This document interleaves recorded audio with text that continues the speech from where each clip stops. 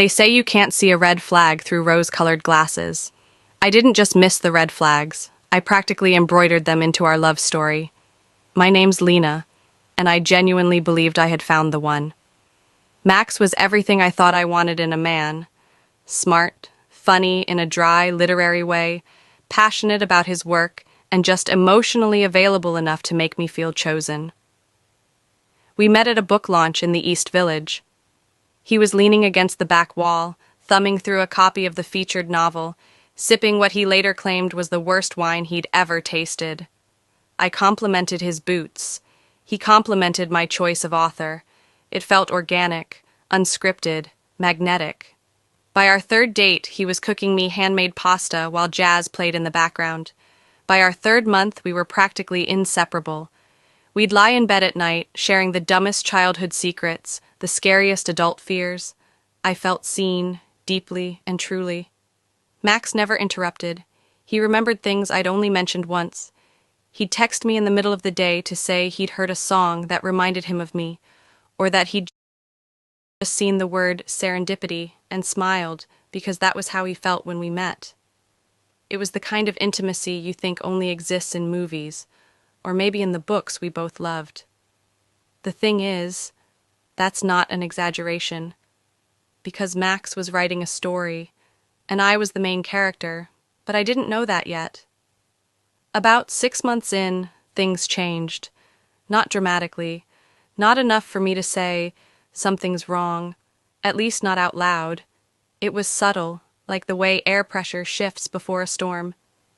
He started getting more distant, not in a neglectful way. He still made time for me, but the emotional texture shifted. His eyes didn't soften the way they used to when I walked in the room. His laughter felt rehearsed. His phone was always on Do Not Disturb. And the weirdest part? The fights started. Before that, we'd barely argued. But now, once every few weeks, it was like something snapped inside him. He'd pick apart something I said. Or he'd claim I was being cold or distant when I wasn't. I'd get upset, and he'd just watch me, like he was waiting for something. At one point, I actually asked, "Are you writing about this?" Half joking. He laughed and said, "You think too much." But the seed had been planted, and it was growing. It was a Tuesday night, rainy. He was in the shower, and his laptop was open on the dining table. I wasn't looking for anything, I swear. I just sat down with a glass of wine and the curiosity of someone who no longer trusted her own instincts. Then I saw it.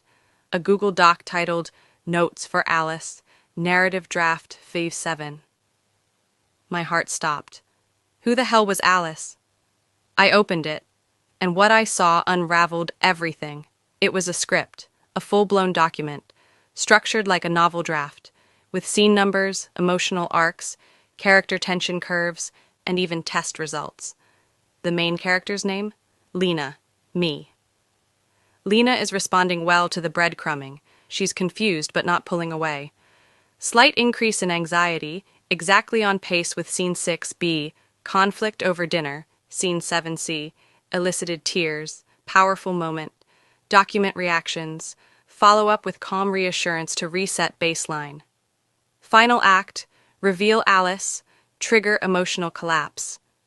I couldn't breathe. I kept reading, pages and pages of my life, annotated like a case study. He wasn't just writing a book. He was orchestrating it. Our relationship had been engineered from the start. He had been manipulating me, intentionally creating moments of affection, pulling away to increase my emotional dependency, gaslighting me to provoke reactions. All of it. For realism. I wasn't his girlfriend. I was material. Then I got to the end of the document. Alice arrives in NYC next week. Gallery opening is the perfect final scene. Lena walks in, sees us together, climactic heartbreak, real, raw, visceral, might submit to festivals. He planned to debut me like a prop in an emotional snuff film. That was the night something inside me died, and something else woke up. I didn't cry. Not that night. I copied the entire document, sent it to myself, printed a hard copy, and hid it in the one place I knew he'd never check, the back of the laundry cabinet behind a stack of mismatched socks. Then I smiled. He thought he was the writer. But I'm the one who controls the ending now. I played it cool. I kissed him goodnight, told him I loved him, thanked him for dinner. He looked smug, like he was already savoring the final act. Over the next few days, I became the perfect girlfriend. I cooked for him, laughed at his jokes, let him think I was slipping deeper into his narrative. He had no idea I was outlining my own. For the first few days, I just observed him, carefully, quietly, like an actress who knows she's auditioning for a role that already belongs to her, even if no one else realizes it yet. I started replaying every moment of our relationship with new eyes, the love notes, the weekend getaways, the flowers on Tuesdays, just because. He wasn't loving me, he was crafting me. He was collecting reactions like souvenirs. And now, he thought he could end the story when I broke. But I wasn't going to break. I was going to rewrite the ending. Here's what I did. First, I reached out to my best friend, the one Max had subtly distanced me from over the months by calling her toxic and drama-prone. I showed her everything, the script, the annotations, the final scene. She cried. I didn't. Then I called my boss and requested remote work for a week, told him I was dealing with a personal issue. He agreed immediately. I was thankful, but I didn't let myself feel too much. I had too much planning to do. Max had been building up the night for weeks. He said it was a soft launch for a photography series a friend of his was curating. He wanted me to come, of course, but I told him I had a work deadline. Totally fine, baby, he said. No pressure. He wanted me to show up late. He wanted the drama.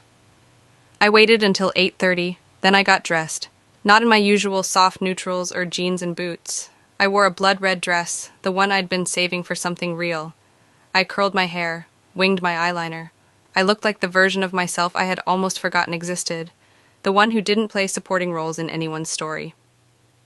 I arrived just before 9 p.m. The gallery was small, industrial, overly hip.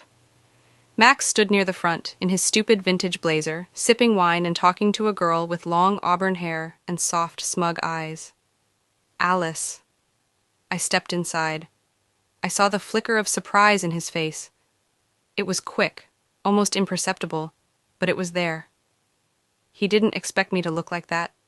He didn't expect me to walk in with my head high, shoulders back, calm. He walked me, smiling tightly. Hey, babe, you made it. I tilted my head. Of course I did. Wouldn't miss the climax, right? Alice turned. Something. She looked confused. I didn't wait for Max to speak again. I pulled a small envelope from my purse and handed it to him. Your manuscript, I said. I made a few edits. Then I turned to Alice. Hi. I'm Lena. I'm the woman he's been using as emotional scaffolding for the last 9 months while preparing for your relationship. Did he tell you that? That I was the final collapse in his outline? Her face paled. Max stepped forward, panic in his voice. Lena, what are you doing? I looked at him, for the last time, taking back the ending, and then I left. He tried to contact me, of course, dozens of times, texts, emails. A handwritten letter slipped under my door. One of them started with, I never meant to hurt you. That line made me laugh out loud. He said the project was a metaphor, that I had misunderstood it, that I had been the inspiration, not the subject. I didn't respond to any of it. I didn't need to, because the best revenge was silence and thriving. In the months that followed, I didn't find another man. I didn't run off to Paris or shave my head or start painting abstract self-portraits while chain-smoking on a balcony. What I did do was slowly rebuild the most important relationship in my life, the one with myself. I moved out of the apartment we shared. I signed up for a writing class, something I'd always wanted to do but never made time for. I started journaling every morning. I took myself to breakfast once a week, phone off, just me and my thoughts. I laughed louder. I cried harder. I felt more. I still wear the red dress sometimes. Not for a date, not for attention. Just because I like how it reminds me of the moment I chose me. Max may have written the beginning, but I owned the ending, and it was damn good. Subscribe to the channel and like this video.